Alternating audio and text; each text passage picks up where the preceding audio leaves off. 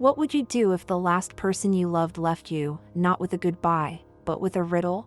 The note said just that. And what she found changed everything she believed about love. Ellis held the envelope with shaking hands. The paper, yellowed with age, bore the soft scent of lavender, the same one her grandmother used on calmer days. But that day was not calm. It was the first Sunday without Margaret. The burial had taken place just 4 days ago. And now, that envelope, as if Grandma was still there, whispering on the other side. Find the man at square 7. Just that. No name, no date, no context, but with the weight of someone who knew all the silences that Ellis carried inside. Because it wasn't just a sentence. It was an emotional summons. A call to the past. A push in the chest of someone who had promised to never look back.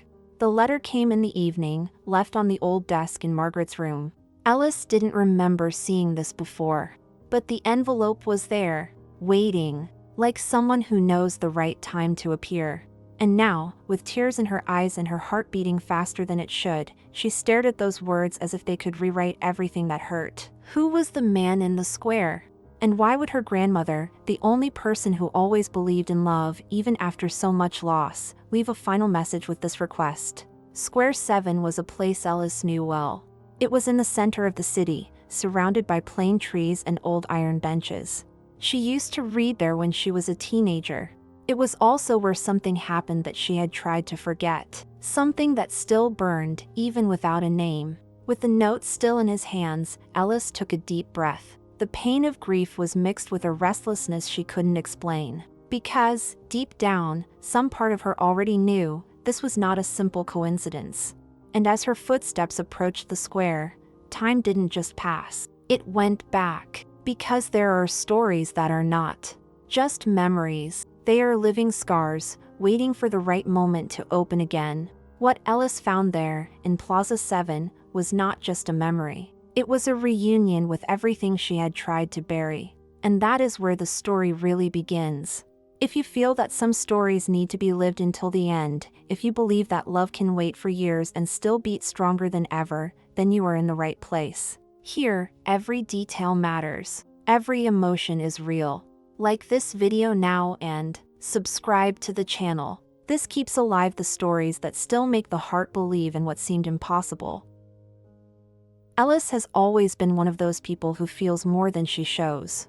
She spoke softly, walked slowly, read the world with her eyes, not with her mouth. Amidst the hustle and bustle of the city, she was the silence that no one noticed, but that carried too many stories inside. Discreet, reserved, she kept her emotions like someone protecting a relic. Because every feeling she experienced was felt with depth, intensity, and consequence.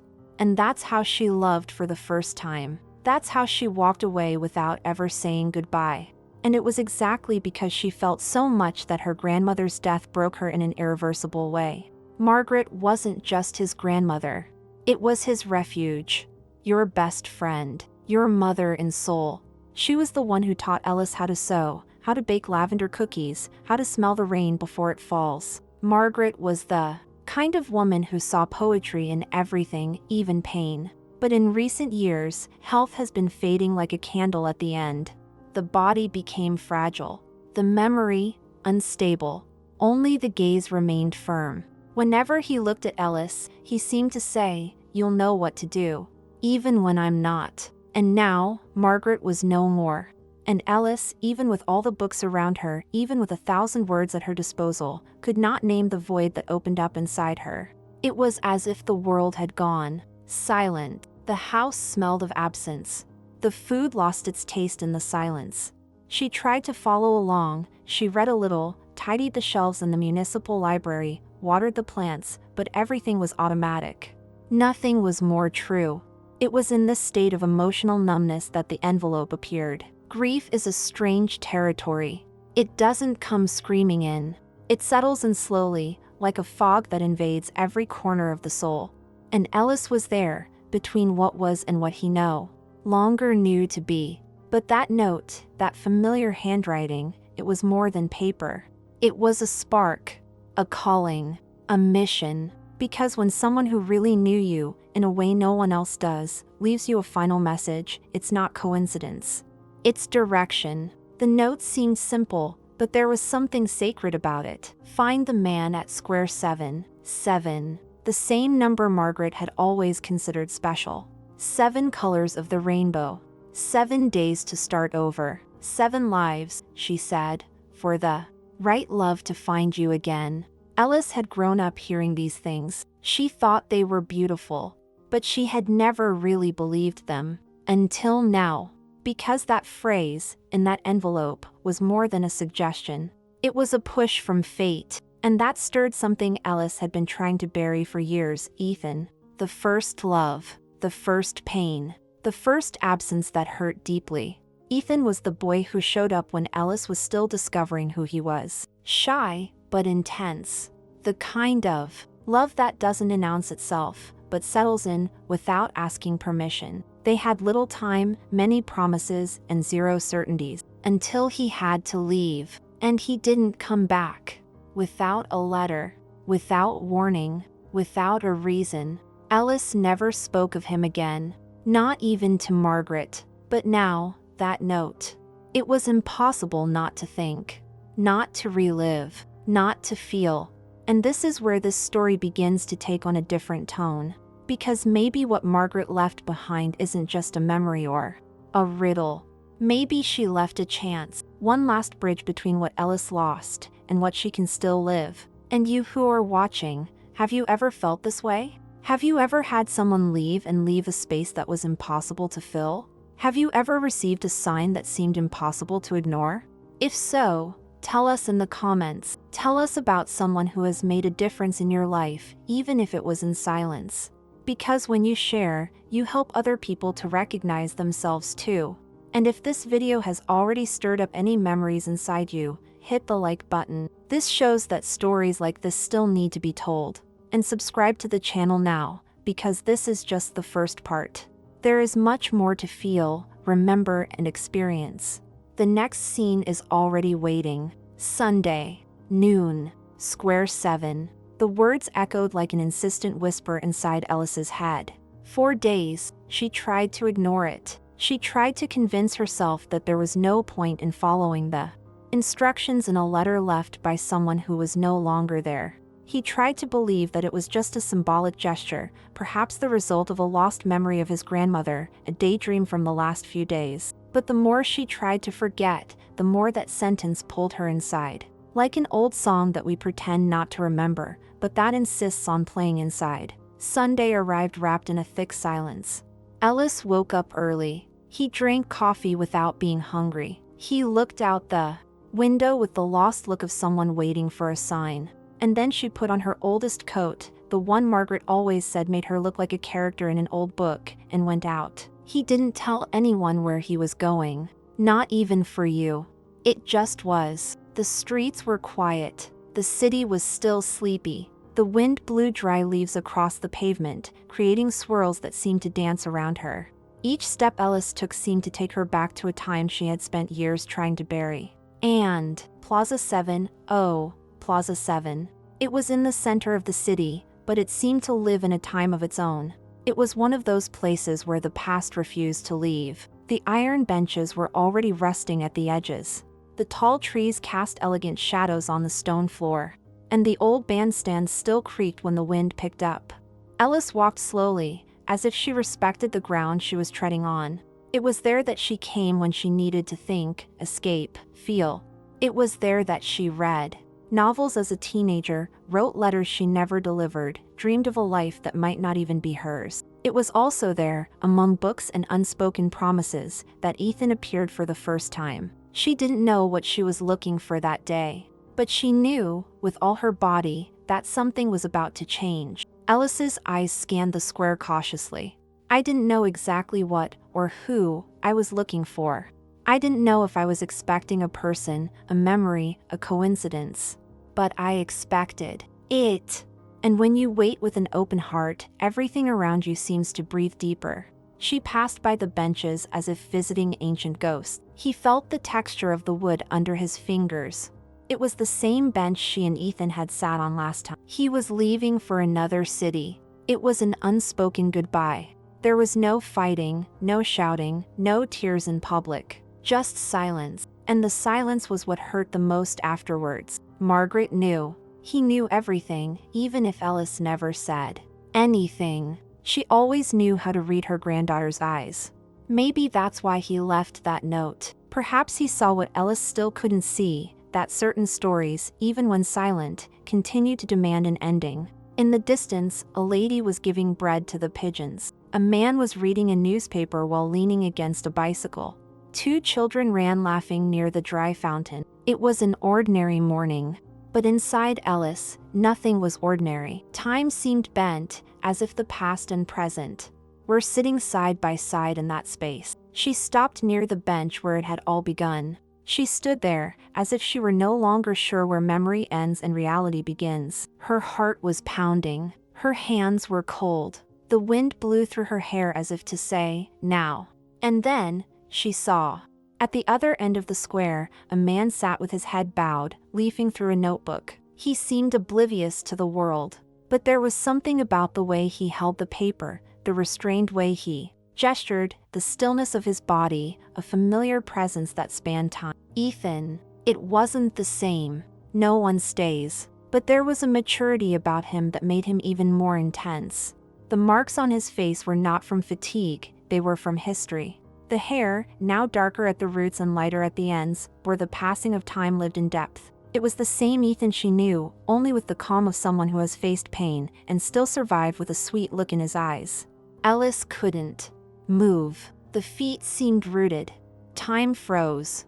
Ellis felt her body freeze, as if time wasn't just passing, but watching. The wind blew stronger, and for a moment, she thought about going back.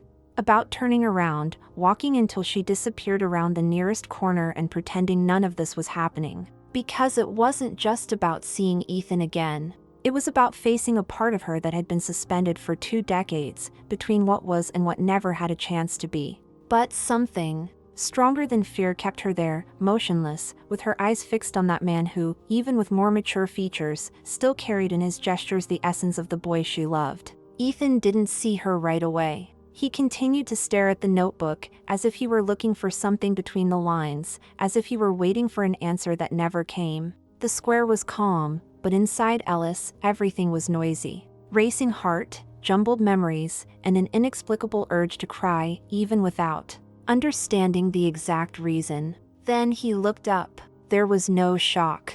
No blatant surprise. It was as if he knew. As if he had felt her presence before he even saw her. His gaze met hers with a precise slowness, as if he were recognizing an old but still vivid memory. There were no words. Just that instant. A silent second where 20 years disappeared. Time said nothing. But the look said everything. There was a strange mix of calm and intensity there. As if they both knew that this moment was inevitable. That it didn't matter the time, the choices, the different paths. There was an invisible line between them, pulling them both back to the point where everything stopped.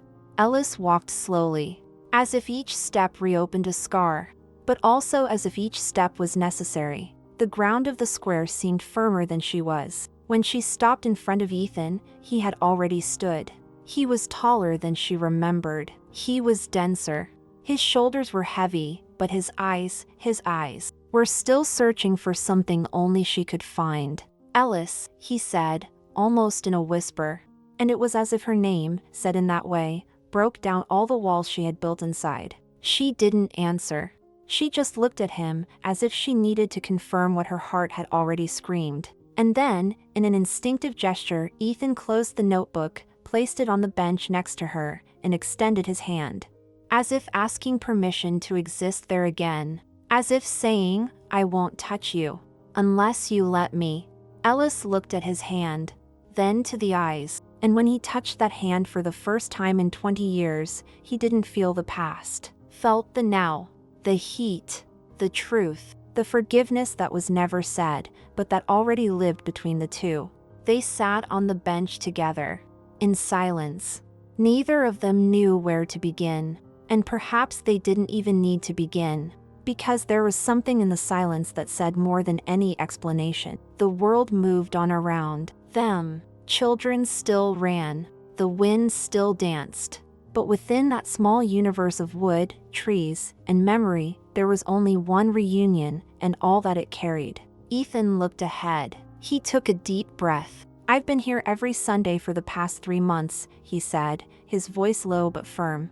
Ellis turned to him slowly, surprised. She said nothing. She waited. "I didn't know what I was waiting for.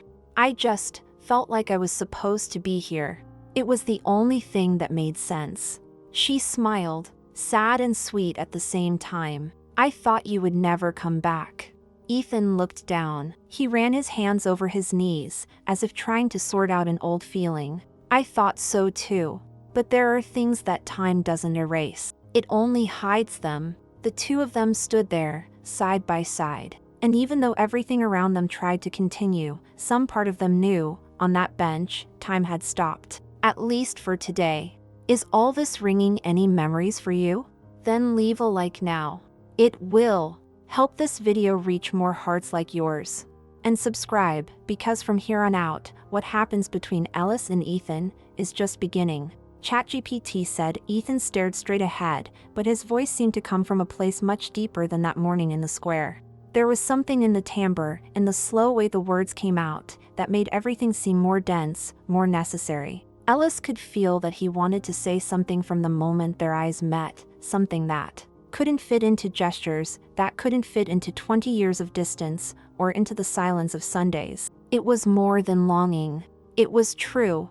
One of those truths that time tries to hide, but that end up coming back to the surface, like everything that is real. "I wrote to you," he said after a while.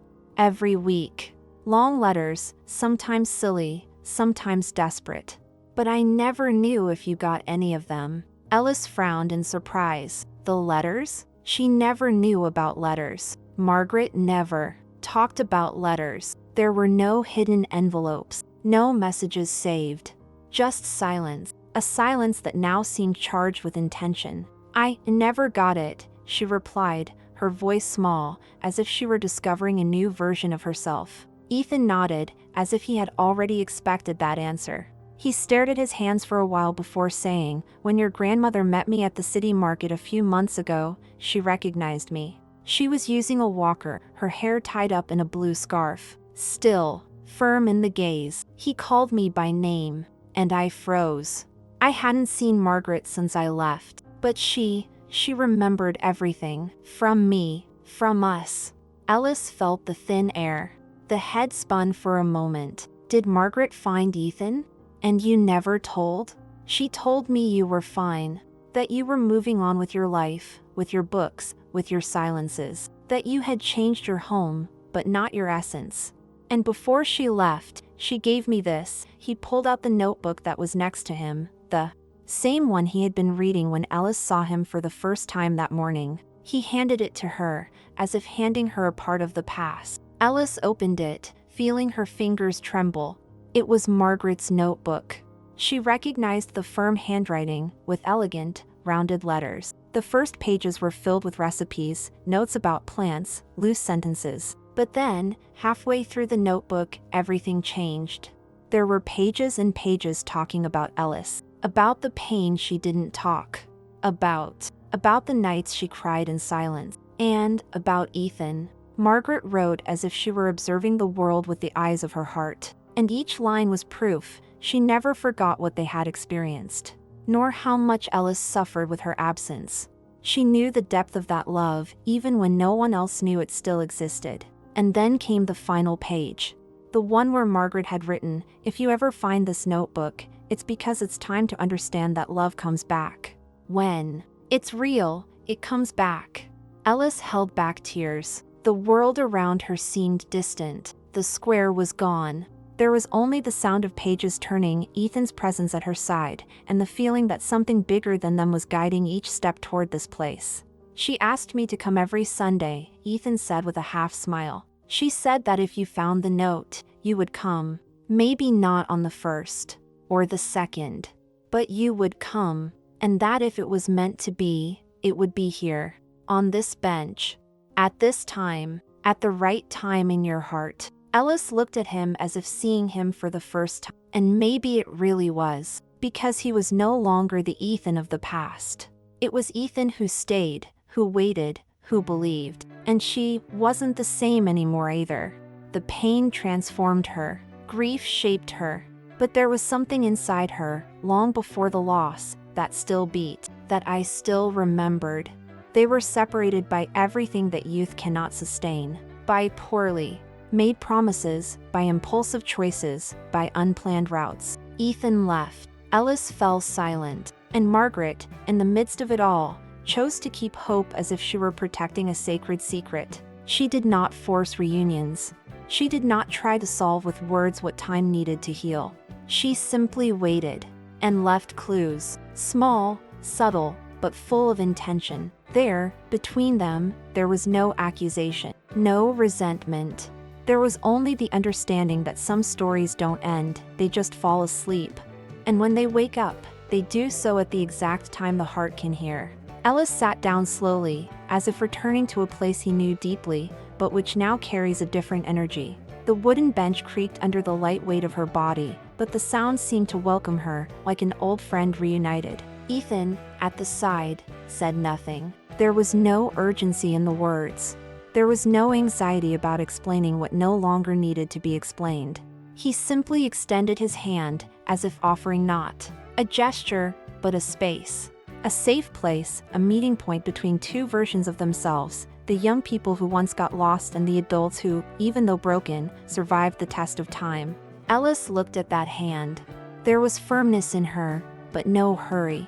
A lively, mature patience.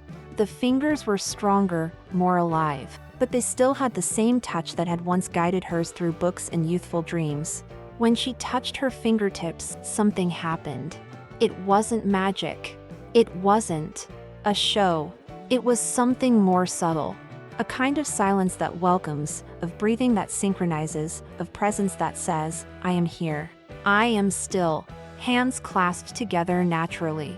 As if that gesture had simply been paused for an interval too long. As if they had been waiting for the right moment to continue where they left off. And it was at that moment that Ellis realized time had not won. Neither the doubts, nor the silences, nor the kilometers or the years that separated them. The feeling was there, quiet, intact. Not in the same way. Not with the euphoria of youth, but with the depth of someone who knows what they lost and recognizes what is worth rescuing. Ethan turned his face slowly, seeking her gaze, and when their eyes met again, everything that needed to be said was said without a word. They saw each other. Completely. Not through the faces that had changed, but through the souls that still knew how to find each other in the midst of the confusion of the world. Ellis felt her chest open with something between relief and fear. Relief to be there. Fear of what was to come. But she didn't back down. He didn't hide. I was tired of running away from my own emotions. For the first time in a long time, he decided to stay. Just stay. Not with promises of eternity, but with the delivery of now. The bench seemed to envelop them in a space that did not belong to time. People passed by, children ran, the sound of a street musician echoed in the distance with a melancholic saxophone, but there, between them, it was as if there was a bubble of silence. A place where everything stopped, just so they could look at each other again without the weight of the past, but with the wisdom that only the past can bring. Ethan carefully released her hand. Not because he wanted to pull away, but to open Margaret's notebook once more. He turned a few pages and found one with a small photo, taped to it with old tape. It was a picture of the two of them, still teenagers, sitting on the exact same bench they were now. Ellis brought her hand to her mouth in surprise. She didn't remember that picture being taken. They were smiling. She had a book on her lap. He was looking at her, completely lost. She kept this all this time? Ellis asked, her voice breaking. Ethan nodded. And he handed it to me with a single sentence. When she is ready to remember, take her back. That wasn't just a reunion. It was a guided return. A new beginning written by the hands of someone who always believed in love, even when no one else did. Margaret was not there in body, but her presence was felt in every detail. In the notebook, on the bench, at the time of day, even in the sound of the leaves dancing on the floor. It was as if she had prepared everything, with delicacy, with hope, and with that silent wisdom that only grandmothers have. Ethan turned to Ellis again. "I don't want to go back to the past," he said honestly. "I just want to find out if there's still a way forward." Ellis closed her eyes for a second. She took a deep breath. The smell of the square, the light wind, the warmth of his hands still on her skin. It all made sense, even if she couldn't explain it. And in that moment, she understood, maybe love doesn't need guarantees. Maybe it just needs courage to continue where it left off, with new versions, new scars, but the same essence. She opened her eyes and smiled. A small smile, but genuine. And then, without saying anything, she simply leaned her shoulder against his, as if accepting the invitation to walk together, even without knowing where to. Time, there between them, just continued, but in a different way. Because now, every second carried the possibility of what could still be. And that possibility was everything. Sometimes, love doesn't come back the same way it used to. It comes back more serene, more conscious, more true. It comes back when the eyes have learned to see beyond absence, when silence has taught more than 1,000 words. True love doesn't rush, doesn't get lost, doesn't fade away. It waits. It watches from afar. And it comes back. At the right time. In the right place. With the intensity of someone who never left completely. Ellis and Ethan didn't recapture the past. They built something new, on the solid ground of losses, memories, and scars that they chose not to hide. Every look exchanged that morning carried more than a memory, it carried presence. The kind of presence that heals, that welcomes, that establishes a new beginning, without having to erase what hurt. There are stories that find those who need to feel them. Stories that reveal what was kept silent. Every detail of this reunion says more than 1,000 speeches about love. He says that time does not erase what is sincere. That longing may even fall asleep, but it is not lost. That certain promises made in silence pass through the years and return, even without a set time. Now is the time to recognize what is pulsing inside. What connected you with each word? What made your memory vibrate? What gave name to that ancient, almost forgotten sensation? Liking this video is acknowledging that stories like this make sense. It is to affirm that emotion still has value. That love, the one that endures, the one that returns, still has a place. Subscribing to this channel is more than just a click away. It's a step together, a choice to continue feeling deeply.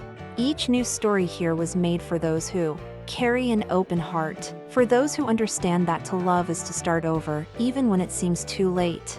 It is here that reunions are heard, letters are answered, and old squares come back to life. The next stories are ready to play. They talk about unexpected encounters, unbreakable bonds, and loves that defy time. And each new narrative goes even deeper.